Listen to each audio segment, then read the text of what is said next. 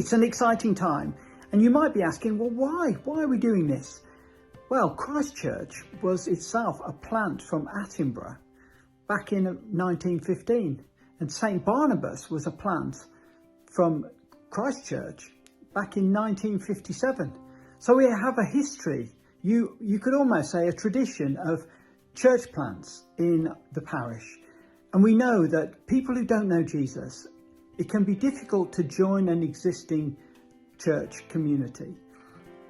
And up at St. Barnabas, there's the opportunity for something new to happen, so that those who don't know Jesus will have an opportunity to get to know Jesus by being part of a new community of faith.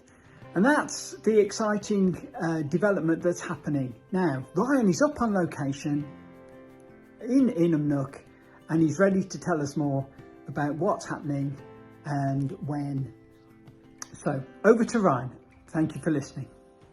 So we're here in the northwestern corner of the parish, and behind me you can probably just see the tops of the houses around Inhamnook, the estate there.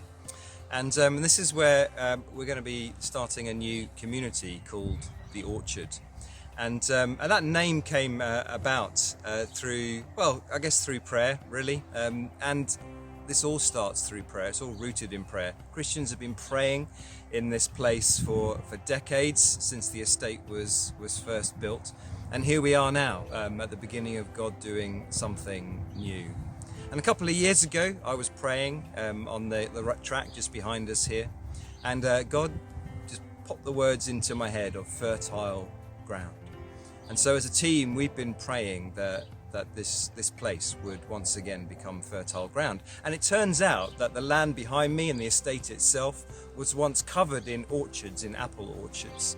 And so our prayer, our hope is that once again it would be fertile ground for the gospel, a place of planting and nurture and growth. And that's how we came up with The Orchard.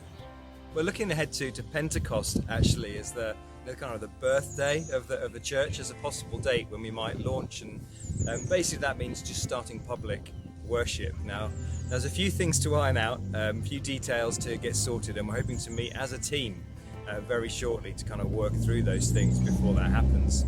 But the team's been wonderful.